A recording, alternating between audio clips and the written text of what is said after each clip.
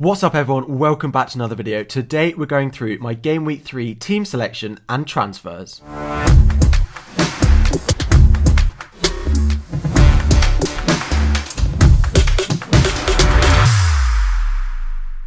Welcome back to another video everyone. So Game Week 2 is out the way. We'll see how it went in just a minute and then we'll get into the all-important Game Week 3 team selection transfers that I'm making now that I've got 2 free transfers in the bank. So Game Week 2 transfers, as I mentioned, I made no transfers here, so I have got 2 free transfers available going into Game Week 3 and we'll see where I plan on using them. But in terms of my Game Week 2 team review and how I got on in that game week, we start off in goal. Sanchez getting me 6 points, so I'm very happy with that. He didn't quite perform as we expected in Game Week 1, but he did get his clean sheet in Game Week 2, so I was very happy with that. And looking at the other goalkeepers around, I still think Sanchez is the best goalkeeper to own in FPL at the moment, so happy to have him ongoing, and he got a clean sheet in Game Week 2. Into the defence, we have Luke Shaw being the sort of slight disappointment where he got 2 points, but did get 2 bonus points on top of that, so 4 points in total for Luke Shaw. Now, no clean sheets for him yet and no attacking returns. Let's hope with Wolves in Game Week 3 that there are some to come. If not, he may be one of the defenders that I'm looking to transfer out in future weeks. To combine with this, we had Tsimikas and Trent, both of Liverpool, getting a clean sheet each, an assist each, and then 2 bonus points for Tsimikas and 3 bonus points for Trent. Now, this was a massive haul and really defined the start of my game week. Very happy with the pair of them. Now, we know that Tsimikas might not keep his place anymore, that Robertson is back in training, but I can't complain at 17 points for Tsimikas from the opening 2 game weeks, and Trent doing exactly what Trent does. 12 points in Game Week 2, showing exactly what he can do and why he is such an incredible FPL asset to own.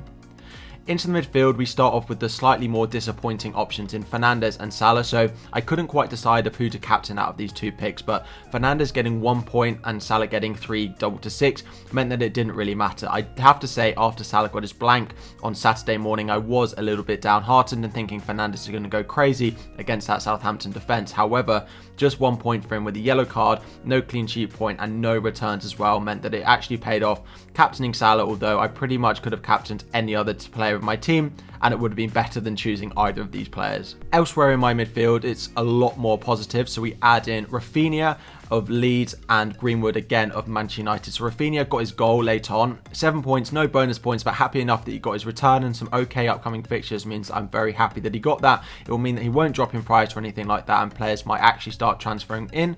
And the other one is Mason Greenwood. Now, he has been one of the standout picks for me so far this season. A big differential that I talked a lot about pre-Game Week 1. He got 10 points with a goal and maximum bonus points in Game Week 2, so absolutely buzzing with that. The highest scorer in my midfield there, Mason Greenwood, was very pleased that he performed quite so well this game week.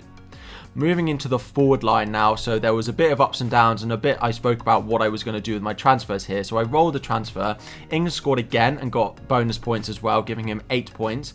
Tony being a slight disappointment there with only 2 again, so we might think about transferring him out this week, and we'll get into my potential transfers in just a minute. Antonio being the big one though with 16 points, so he got his 2 goals again as well as an assist and taking all the bonus points. He's the highest scoring player in FPL so far this season. I'm so lucky and happy that I've got him in my team already. Those of you who don't, it really is worth transferring him in with Crystal Palace and Southampton in the next 2, but Antonio rounding off the forward line as well as Ings really put the cherry on top of the cake on what was already a pretty good game week. This gave me an overall score of 83 points, so very happy with that. And building on top of the 100 points that I scored last week, it gave me an overall score of 183. And with a game week rank of just 216k, was actually better than the rank that I got last week, even though I scored 100 points. And this gave me a green arrow from 377k up to 118k after just 2 game weeks. So I'm absolutely buzzing with how the first 2 game weeks have gone. Let me know how it's going for you in the comments down below. Any transfers you've made, your overall score, your overall rank, everything like that, drop them in the comments down below and I'll be happy to answer any questions you might have as well.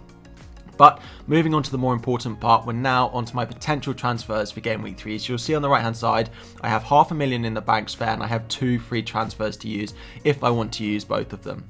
So in terms of the potential transfers out, we've got Ivan Toney, who at the moment I'm not that sure on. He did blank in the first 2. His stats are okay. His upcoming fixtures are not great. He's got Aston Villa next week and then Brighton after that. And then as well, I think when we look at my potential transfers in, I don't really have a midfielder that I want to sell, but I do want to bring in a midfielder, so I'll have to find one of my midfielders to sell in order to bring in this player. Now, it's probably no shock about who that player is. Benrahma is the midfielder that I'm looking at, so I don't have him. So although Antonio does so well, he's very highly owned, so only having Antonio means that I don't really gain any rank when West Ham do as well as they do, and with Crystal Palace and Southampton in their next two, I do feel that I need the double up of Benrahma and Antonio in my team.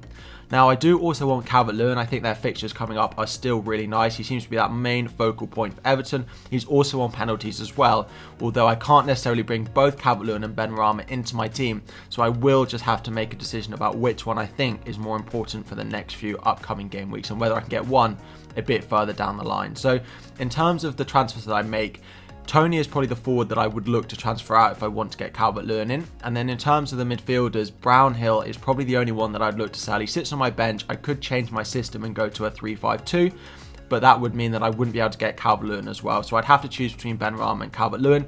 But with Rafinha, Greenwood, Fernandes and Salah all performing really well in the first 2 weeks, I can't see myself selling any of them in order to get Benrahma in. So at the moment, it would have to be upgrading Brownhill if I wanted to get Benrahma into my team. But with those few notes spoken about, let's have a look at how I could line up for Game Week 3. So first of all, the most important part, the potential transfers that I'm planning on making. So I am planning on using 2 transfers, and that would be Ivan Toney and Brownhill out of my team. In terms of their replacements, I'm currently looking at Dennis of Watford and Benrahma. So Benrahma for me is more important to bring into my team than Calvert-Lewin, and I don't have the money anywhere in my team to do Toney upgraded to Calvert-Lewin unless I downgraded a player that I'm very happy with. So it makes much more sense to go with Benrahma, and Dennis seems to be starting up front for Watford and is just 5.1 million. So what this will effectively do is transfer out Toney, who is my 1 starter, and Brownhill, who only ever scores 2 points, to 2 potentially very good assets in my team, which will strengthen my bench in case there's anything that happens over the international break, any players that aren't available for Game Week 4 because of isolation, although we've heard that there shouldn't be that case. But if anyone's late returning back, like Rafinha going to Brazil or anything like that, then I will have a strong option in Dennis, who plays up front for Watford, to come into my team for Game Week 4. So it does just strengthen my bench a little bit, as well as doing that Toney to Benrahma move that I really want to do. This is again why I emphasize keeping 0.5 million in the bank ahead of Game Week 1 is so key. So I wouldn't be able to make these transfers if I didn't have it. I would have to do Toney down to a 4.5 forward because of that price rise that both Dennis and Benrahma have had. It just allowed me to be more patient, decide on what I want to do, and now have a stronger bench than I would have done if I hadn't have saved that money. So in terms of the team selection, Sanchez goes in goal. Again, of course, he'll be there every week. Everton at home, although Everton have scored a lot of goals recently, Sanchez did keep a clean sheet in Game Week 2. So let's hope, whilst I'm not transferring in Calvert-Lewin, that Sanchez can do his best to stop the England forward from scoring and potentially keep a clean sheet.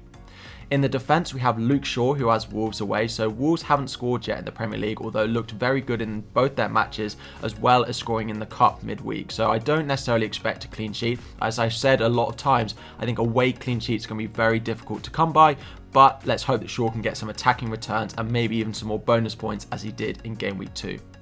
Next up, we have Luke Ayling, who has Burnley away. So I'm very happy to have Ayling in my team. Burnley away is an okay fixture. Again, it's an away fixture, which I don't particularly love. However, Leeds are fine defensively. They might have a few of their injured defenders coming back as well, which is going to benefit Ayling, as he'll go over to right back and be more attacking, which I really like. Burnley have been fine this season, not one of the most attacking teams, so let's hope for a clean sheet there. And to combine with Ayling, we have Rafinha in my midfield. So he did score in Game Week 2, and I'm really hoping that he can build on this with a goal again in Game Week 3 away at Burnley. He does look really good, even an assist now that he's on all set pieces and everything like that. He is a great option at 6.5, so let's hope for some continued returns from him. Trent is next up. Now, he does have Chelsea at home. It's a potentially difficult fixture for Liverpool, although it is a home fixture and we know what Trent can do against anyone, even if it is a strong defensive team like Chelsea. He is owned by a lot of people. It means I'm not starting Tsimikas this week, so Tsimikas will be on my bench, as I do expect Robertson to come back in, but I also think there's a high chance that Chelsea score in this match, so I wouldn't want a defensive double up from Liverpool either way. In my midfield, to add on to Trent, we have Salah, so my Liverpool double up with Tsimikas being on the bench is only 2 rather than the triple up I've had for Game Weeks 1 and 2. Salah again didn't score in Game Week 2, didn't look quite on it, he had a goal ruled out for offside. I'm hoping that he can get something, although as a Chelsea fan I wouldn't mind a blank from both Salah and Trent in Game Week 3. In my midfield, again, Fernandes stays the mainstay in my team. Of course, Salah, Fernandes, Rafinha being there for me for all the game weeks. Wolves away, they've been quite good defensively, Wolves, for the first couple, conceded only 2 goals, but their expected goals conceded is slightly higher, and I do think Fernandes can continue to get some returns if they continue lining up as they have, but it is slightly up in the air about whether Martial will come back in, whether Cavani will come back in, but Fernandes could always get a penalty as well, so there's a lot of routes to points for him. And to combine with him another Manchester United player in Mason Greenwood. I am slightly concerned about whether he'll keep his place now that Martial and Cavani are probably available for selection, but he has done everything he needs to keep his place in the team with 2 goals in 2, so I'm really hoping that he gets a start again in game week 3 away at Wolves. And the final midfielder in my team, now that we've gone for a 3-5-2, is new midfielder and transfer in Benrahma, who has Crystal Palace at home. It's a great fixture. Crystal Palace haven't looked good defensively at all. Let's hope that Benrahma can continue with those attacking returns that I have missed out on in game weeks 1 and 2 and continue to get returns and increase in value now that I finally have got him into my team.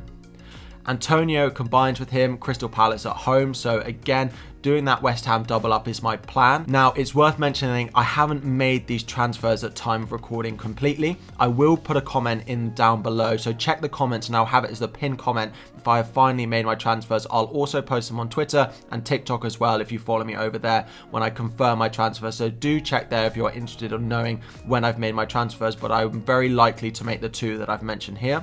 So Antonio, again, he's the highest scoring player in FPL. He's the highest scoring player in the Premier League as well, so Crystal Palace at home, potential captaincy option as well. We'll get into that in just a second, but I'm very happy to have him, and if you don't, good luck going into game week 3. I think he has a lot of potential for returns. And finally, we have Danny Ings, again, my other forward in my team. Brentford at home. Very good fixture, although Brentford haven't actually conceded a goal yet. I still think there's a chance that Danny Ings, particularly now that he's at home with the Aston Villa fans behind him, as he did in game weeks 2 and 1, get a goal, get some bonus points as well. So that is how I'm planning on lining up for game week 3. It does mean that on my bench, Steele stays, White stays, and Tsimikas now goes last on my bench, with Dennis going in as first sub in case any of those attackers don't play. I have that attacking output of Dennis rather than Brownhill sitting first on my bench. In terms of captaincy and vice captain, so I spoke about the appeal of Antonio, so he is my vice captain for game week 3. I do think there's a lot of returns, but now that I've got Antonio and Benrahma, I don't necessarily think I need to put the captaincy armband on him, and I'm going with Fernandes as my captain for game week 3. I just think he has so many routes to points. He did blank in game week 2, but it is the last kickoff. I like that in him. They'll have a little bit more of a rest. They're very attacking. They'll want to bounce back after their draw in game week 2. So I do think there's a good chance for some returns from Fernandes away at Wolves in game week 2. Fernandes has always been better at home, it seems, in FPL. So he is my game week 2 captain. That is how I'm planning on lining up. As I said, I haven't clicked confirm on the transfers. I will put it in the comments if I do it. I am likely to make my transfers today, Wednesday, as Benrahma is going to rise in price tonight, it seems. So do check that out. If you do have any questions about your teams or anything else, drop them in the comments down below or message me over on Twitter and I will do my best to answer them ahead of the Game Week 3 deadline. Good luck in Game Week 3, everyone. There may be another video between now and then as well to help you get the best rank you possibly can this season and this game week. But that is all we've got time for. I hope you have enjoyed. Please like the video, subscribe to the channel, and I will see you all very soon.